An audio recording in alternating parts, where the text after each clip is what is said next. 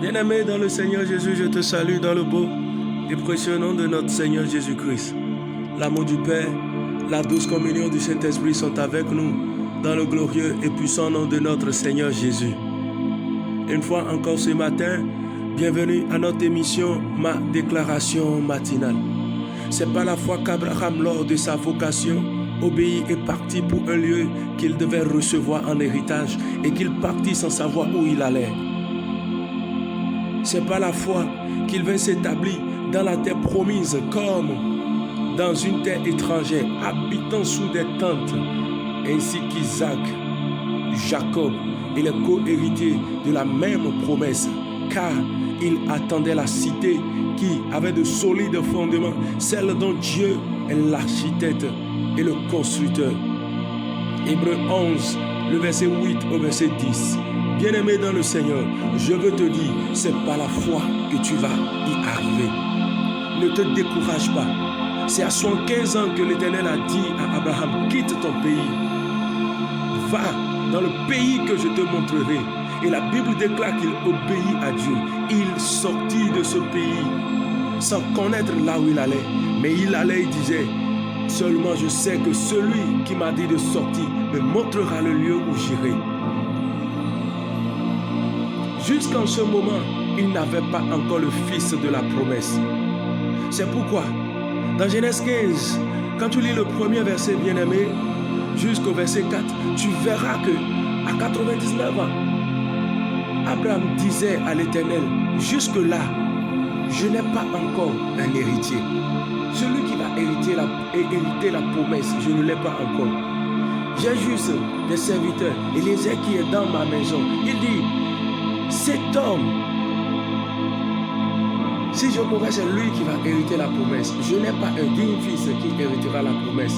Mais l'Éternel lui a dit, viens, je te montrerai comment sera ta prospérité. Bien-aimé, je veux te dire une chose. Dieu est l'architecte de notre vie. Alléluia. C'est pourquoi la parole déclare dans Hébreux 11, le verset 10, car il attendait la cité qui a de solides fondements, celle dont Dieu est l'architecte et le constructeur. Ne te précipite pas, bien-aimé. Est-ce que Dieu t'a parlé? Focalise-toi sur lui. Espère en lui. Car il ne trahit jamais. Par la foi, commence. Malgré que les conditions ne sont pas encore totalement remplies et les gens peut-être te méprisent par rapport à ce que Dieu t'a dit, commence. Commence. Je veux dire à quelqu'un, focalise-toi sur Dieu. Quand il dit quelque chose, il accomplit toujours. Est-ce que Dieu t'a parlé par rapport au ministère et tu es en train d'hésiter, tu te dis, mais est-ce que moi je le peux? Je veux te dire ce matin, commence. Obéis, obéis. Notre Père a obéi. Il a obéi. Obéis, bien-aimé, obéis. Est-ce que Dieu t'a parlé par rapport à un commerce et depuis tu es en train de douter? Obéis, bien-aimé. Est-ce que Dieu t'a parlé par rapport à cette situation que tu traverses dans le couple actuellement et tu te demandes qu'est-ce que je vais faire? Dieu t'a parlé, obéis à ce que Dieu t'a dit. Même si les conditions ne sont pas encore remplies, obéis. Je vais dire à quelqu'un, la foi te rend aveugle. Et les choses que les hommes voient et qui les repoussent à ne pas avancer, toi tu ne les vois plus, mais tu vois ce que le Père a dit.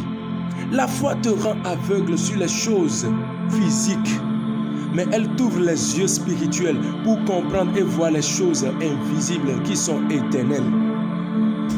Refuse, bien-aimé, de croire à ce que tu vois.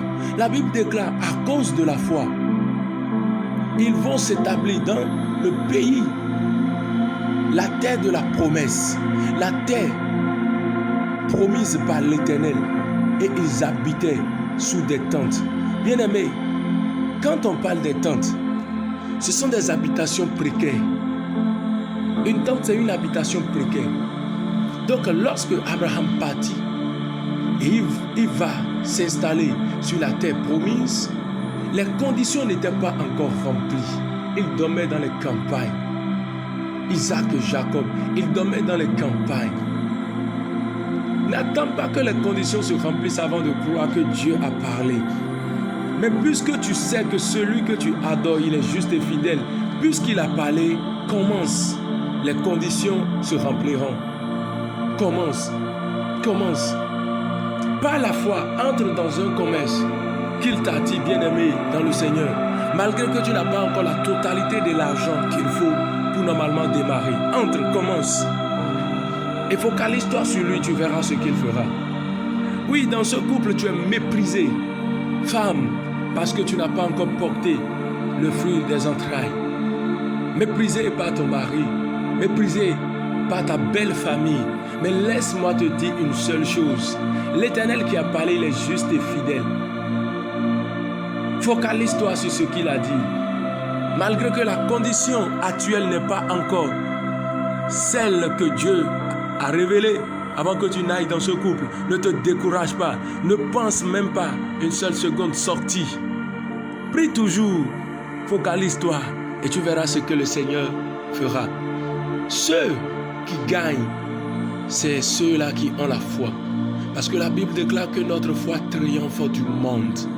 Ceux qui héritent, bien-aimés, de la cité qui a de solides fondements, ceux-là, c'est des gens qui croient et qui espèrent en l'Éternel et qui lui font totalement confiance. La Bible nous parle de solides fondements.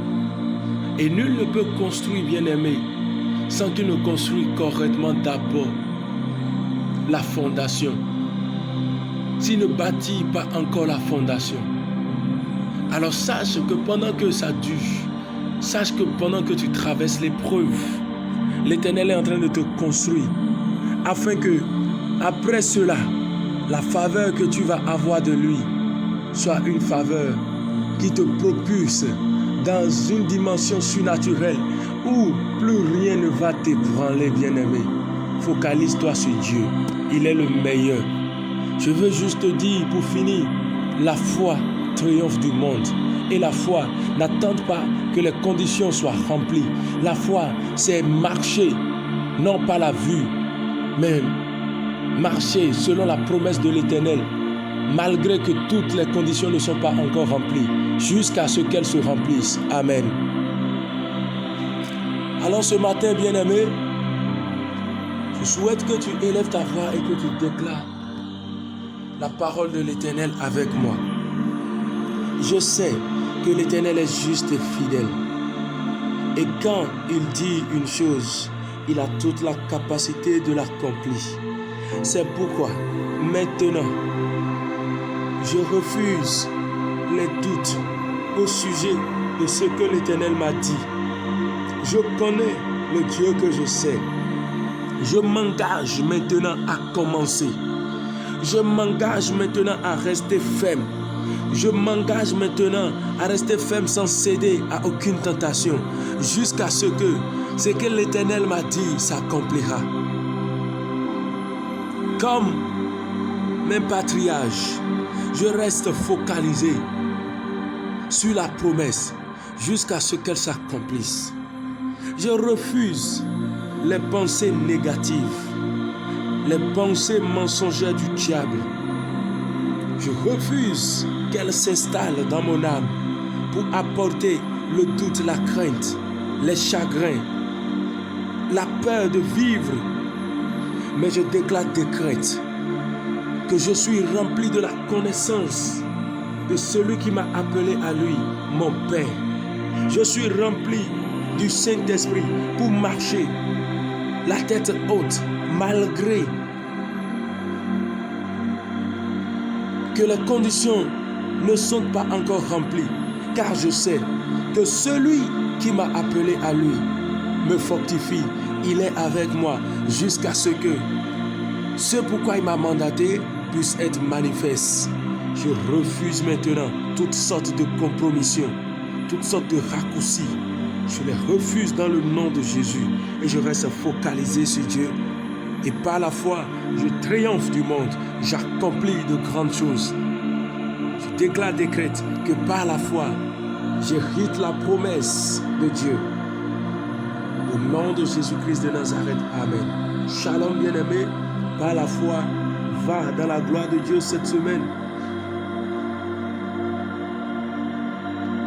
Va dans la gloire du Père cette semaine et acquiert tout ce qu'il t'a réservé au nom de Jésus. Amen.